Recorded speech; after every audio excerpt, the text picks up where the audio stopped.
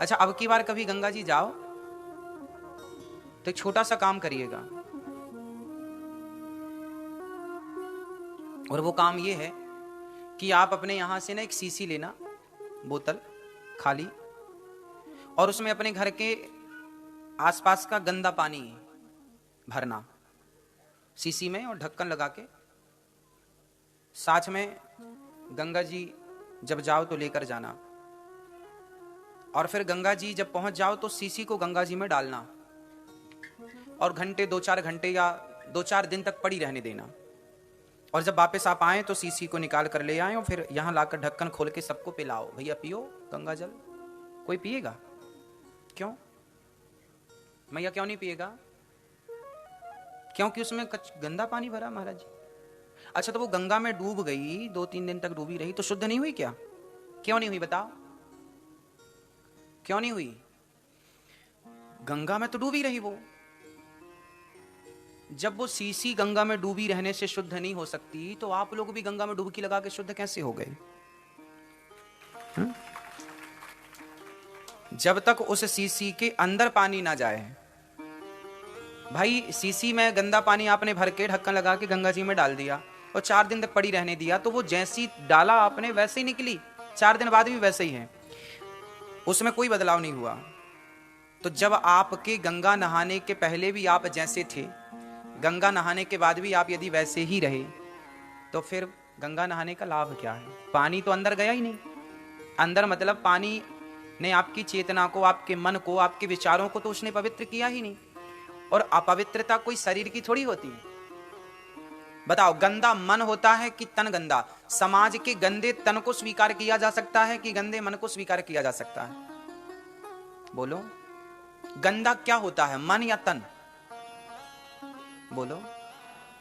ये छोटा सा बच्चा है यहाँ पर, ये छोटे से बच्चे ना, छोटे छोटे बच्चे तो मलमूत्र कर ही लेते हैं, छिच्छी सुसु करते हैं, और कई बार बच्चे वहां पर छिच्छी करके उसी में घूमते रहते हैं, पूरे शरीर में वो मलमूत्र लगा के घूमते हैं, लेकिन वो मलमूत्र भले उनके पूरे शरीर में लगी है, लेकिन वो अशुद्ध नहीं है। क्यों अशुद्ध नहीं है वो?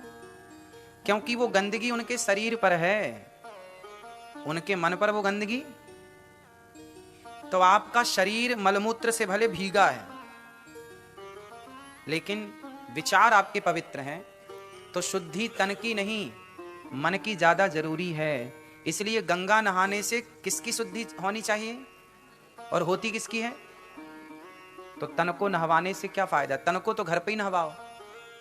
गंगा की तरह पवित्र जल, जैसे गंगा का जल पवित्र है, उसी तरह गंगा के जल की तरह मन पवित्र चाहिए, विचार पवित्र चाहिए, और वो विचार पवित्र नहीं हो पाते। गंगा नहाने के पहले भी छल कपट भरा था और गंगा नहाने के बाद भी छल कपट भरा, तो फिर गंगा नहाने से फायदा क्या है ना मैया? तो अब आखिरी बार जब आप लोग गंगा जी जाएंगे तो क्या धोकर के आएंगे? किसको नहवाएंगे? मन को, और पवित्र विचारों के साथ। अच्छा, पवित्र विचार कैसे होते हैं? निर्मल मन कैसा होता होगा? निर्मल मन, निर्मल मन कैसा होता होगा? जरा बताओ मुझे, कल्पना करके इमेजिन कर लो। शुद्ध पवित्र मन कैसा होता होगा मैया? चलो बताओ, निर्मल मन कैसा होता होगा?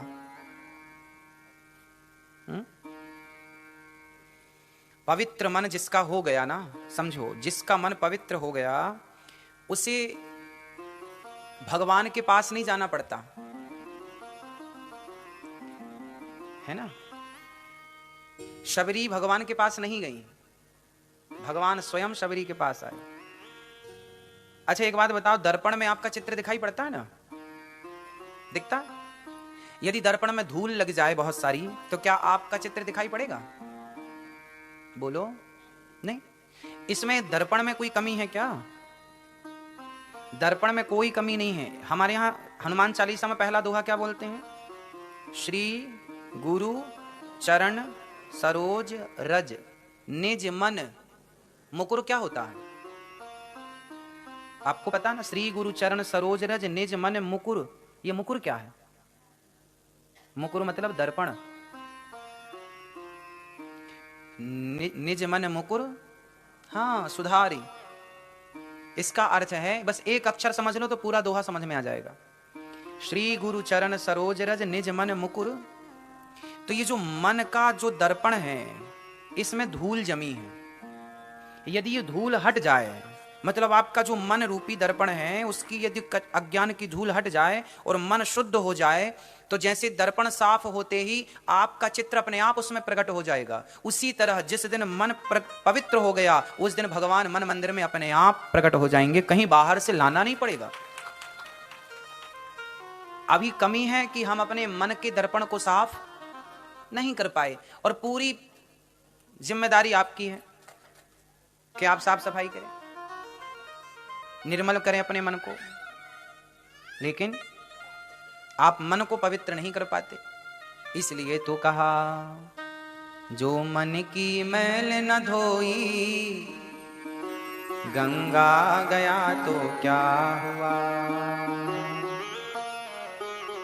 तो आज से आप लोग अपने में काम करेंगे, थोड़ा अपने को टाइम दीजिए और अपने मन को क्लियर कीजिए। आज भगवान से दूर कोई नहीं है, आप लंदन में हो या जमाने में हो कोई फर्क नहीं पड़ता, भगवान से आप बिल्कुल दूर नहीं हैं। और दूरी तो देखो, कैकेयी माँ तो बगल में थी, कैकेयी माँ ने तो दूध पिलाया राम जी को, लेकिन दूध पिलाने वाली माँ पहचानने में देर लगा दिया उन्होंने। दुर्योधन ने तो कई बार राम जी को, कृष्ण जी को देखा, पहचान नहीं पाया। ना पहचानने वाला तो पास में रहकर भी नहीं पहचान पाया, और पहचानने वाली शबरी जंगल में रहकर के भी राम को पहचान गई, और ना पहचानने वाली कैकेयी बगल में रहकर भी ना पहचान पाई।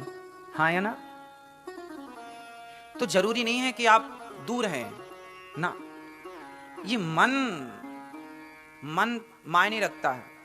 ये मन पवित्र हो तो श्री गुरु चरण सरोज रज निज मन मुकुर सुधारी। और वर्णऊ यदि पवित्र हो गया तो वर्णऊ रघुवर बिमल जसु जो दायक फल चारी। जो 4 फल देने वाले हैं, 4 फल कौन कौन से हैं? केला, अंगूर, पपीता। 4 फल कौन कौन से हैं? श्री गुरु चरण सरोज रज निजमन मुकुर सुधारी, वर्णऊ रघुवर बिमल जसु जो दायक फल चार। ये 4 आप लोग सबको हनुमान चालीसा याद है, बताओ ये 4 फल कौन कौन से हैं? बल बुद्धि विद्या देहु मोहि हरहु कलेश विकार। वो सिद्धियां हैं, अलग है। 4 फल हैं, कल ही बताई हमने। 4 पढ़ाई, 4 पढ़ाई मतलब 4 फल, धर्म अर्थ काम मोक्ष। ये 4 फल हैं जो गुरु की शरण में हैं, जो चित्त को निर्मल कर चुका है, उसे चारों प्राप्त होंगी। और आदमी 4 के लिए भाग रहा है, या तो आदमी धर्म के लिए भाग रहा है, या तो अर्थ के लिए भाग रहा है, या तो काम के लिए भाग रहा है, या तो मोक्ष के लिए भाग रहा है। पांचवी भाग क्या है? 5वीं दौड़ क्या है? कोई नहीं। या तो धर्म की दौड़, या तो अर्थ की दौड़, या तो काम की दौड़, या तो मोक्ष की दौड़। 5वीं कोई दौड़ ही नहीं है। ये 4 हैं फल, और ये चारों मिल जाएंगे, आपको इनके पीछे दौड़ना नहीं। ये चारों आपके पास दौड़ते दौड़ते आएंगे।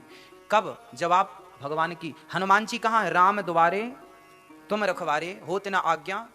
हाँ, हनुमान जी के पास क्या क्या है? अष्ट सिद्धि नव निधि के दाताड़िमा महिमा लगिमा गरिमा। हनुमान जी के पास सब कुछ है, लेकिन वो हनुमान जी सारी सिद्धियों को छोड़कर, सब छोड़कर राम जी की शरण में है। जो राम की शरण में है, सिद्धियां उनकी शरण में हैं। तो 4 चीजें हैं, जिसका चित्त निर्मल, मन निर्मल, उसके पीछे सब कुछ है।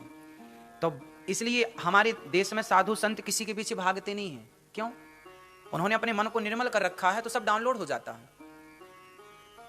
भाई दर्पण में साफ दर्पण है तो आपका चित्र बढ़िया आएगा, और कचरा है, गंदगी है तो आएगा ही नहीं कुछ।